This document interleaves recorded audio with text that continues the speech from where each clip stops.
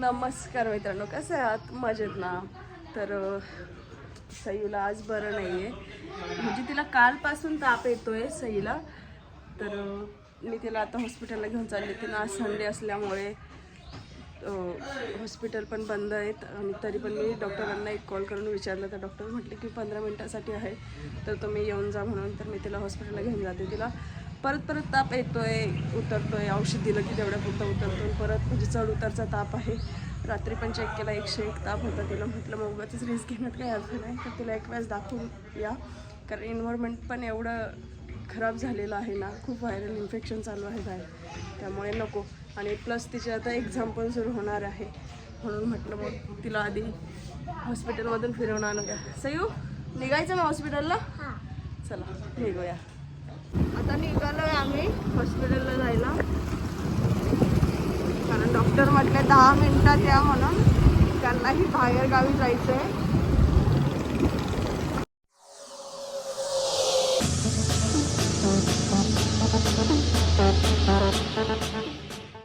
तर खूप सध्या ट्रॅफिक होऊन जाते, कारण रस्त्याचं काम चालू केलेलं आहे ना त्या साईडला,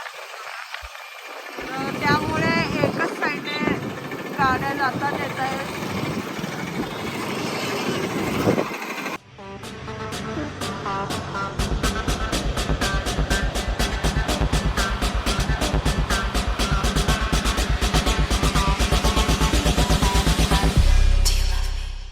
ह्या हॉस्पिटलमध्ये सईची ट्रीटमेंट असते. शंभूची पण इथंच असते.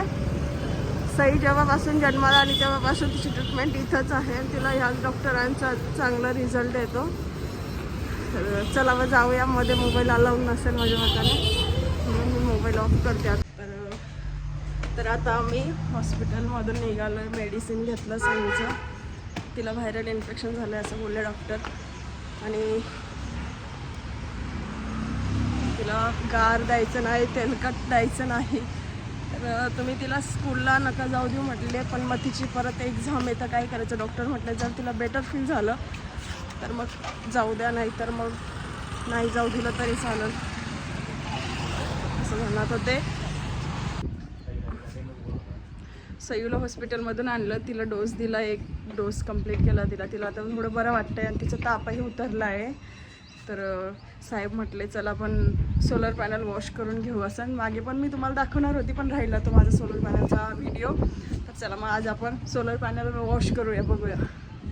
आम्ही आता सोलर पॅनल वॉश करण्यासाठी वरती टेरेसवरती आलेलो आहोत. ते सोलर पॅनल त्यांनी प्रत्येक 8 दिवसाला वॉश करायला लावलेलं आहे, ते पण सायंकाळच्या 7 ते 8 वाजता. सकाळी नाही करायचं, नाहीतर ते जेव्हा सकाळीच आपण वॉश केलं तर त्यावर जेव्हा उन्हाचे तिरणी पडतात तर ते ब्रेक होण्याची शक्यता असते. तर त्यामुळे त्यांनी सायंकाळी करायला लावलं आहे वॉश. साहेब बसली नळी पुराल का एवढी नळी? पण काय देऊ, काय बरं मोटर लावायला. ही बघा केवढी धूळ साचली त्याच्यावर पॅनल्सवरती.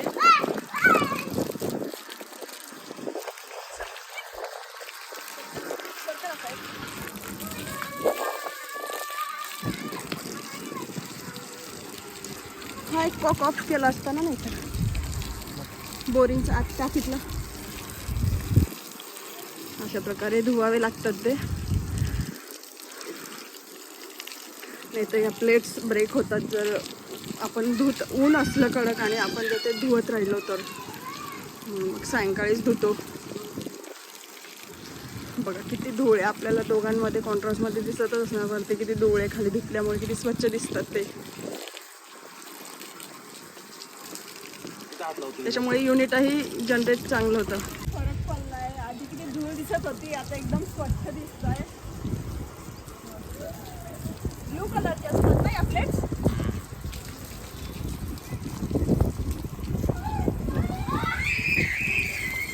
सोलर पॅनल बसवण्याचा खरंच खूप फायदे असतात. त्याच्याने आपल्याला लाईट बिल पण कमी येतं आणि प्लस आपल्याकडून इलेक्ट्रिशियन म्हणजे काय MSCBs ना, त्याला पण मदत होते. आपली हे युनिट्स त्यांना जमा होतात. तिथं इथं कसलं तरी जाळ होतोय, खूप सारं धूर निघाले, आग लागली वाटतं. खूप मोठं जाळ होतंय तिथं. काय झालं असणार काय माहिती, की घराला आग लागली की काय. केवढा केवढा भडका होतोय पाहिलं का साहेब घरामध्ये. अरे देवा, केवढा भडका होतोय घरामध्ये. साहेब म्हणताय घरामध्ये झालंय वाटतं ते आग.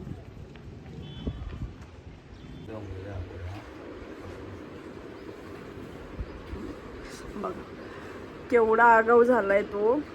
खिडकीवरती उभा आहे एकटा विदाउट सपोर्ट. शंभू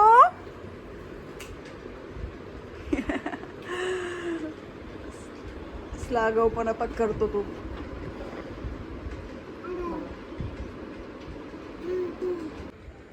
पावसाचं वातावरण झालेलं आहे. हे तुम्हाला दिसतंय, हे शेवग्याचं झाड आहे. माझ्या सासऱ्यांच्या हाताने लावलेलं आहे. माझ्या सासऱ्यांना शेवग्याच्या शेंगा खूप आवडायच्या, त्यामुळे त्यांनी त्यांच्या हाताने झाड लावलं होतं. गावठी शेंगा आहेत त्या. तर काही बऱ्यापैकी सुकल्या आहेत आणि काही ताज्या आहेत. चवीला खूप सुंदर आहे त्या. त्याच्यामुळे कॅल्शियम वाढतं शेवग्याच्या शेंगांमुळे आणि ते शरीरासाठी खरंच खूप चांगले असतात. तर आत्ताच आम्ही पॅनल धुवून खाली आलेलो आहोत. तर साहेबांची इच्छा होती की मॅगी खायची, तर मुलांना पण भूक लागलेली होती, तर त्यामुळे मॅगी बनवायला लावलेली आहे.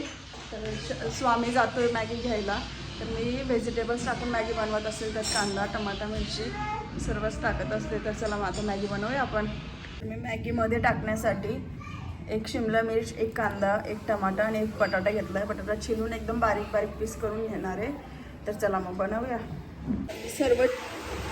मी सर्व चॉप करून घेतलेलं आहे. बघा पाऊस पण सुरू झालेला आहे बाहेर.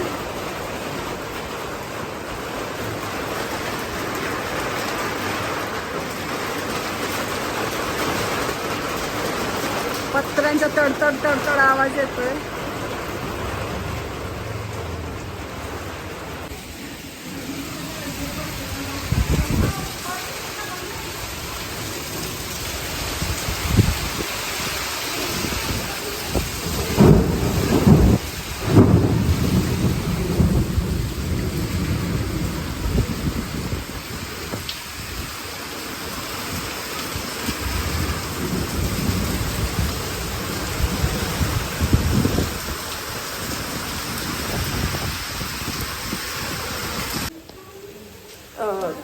तेल घालून मी सगळ्यात आधी बारीक कांदा कापून बारीक टाकलेला आहे. आपण त्याला करपून घेऊया.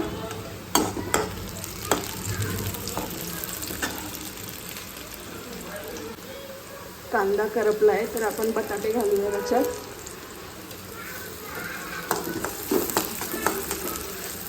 बटाटे थोडेसे करपून घेऊ, नंतर शिमला मिरची घालू, टमाटा घालून मॅगी मसाला टाकूया.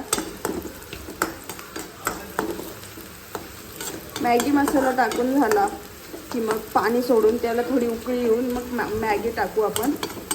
तर खूप छान टेस्ट लागते त्याची आणि भाजीपालाही पोटात जातो आणि त्याचे दमदमाही राहतो. म्हणजे भूक लवकर लागत नाही. फक्त मॅगी खाण्यापेक्षा असं भाजीपाला गेला पोटात तर चांगलं ना. मुलं कसं शिमला मिरची कोणी खात नाही. आता माझी काही टमाटा खात नाही, शिमला मिरची खात नाही, मग अशा प्रकारे तिच्या पोटात जात असते. म्हणून मग मी व्हेजिटेबल्स टाकून बनवत असते. यात मी गाजरही घालते, बीटही घालत असते. तर मग आज माझ्याकडे अवेलेबल नसल्यामुळे मी ते घातलेलं नाही आहे. उकळ आलेलं आहे पाण्याला, तर मॅगी टाकूया.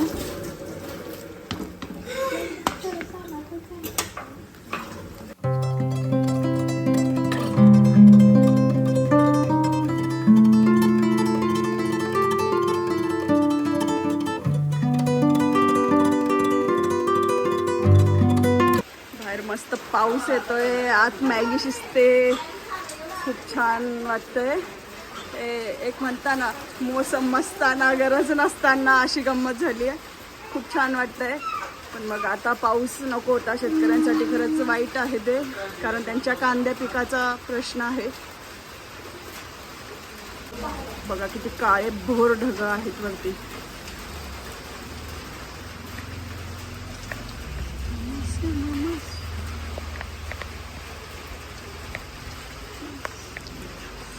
पाऊस.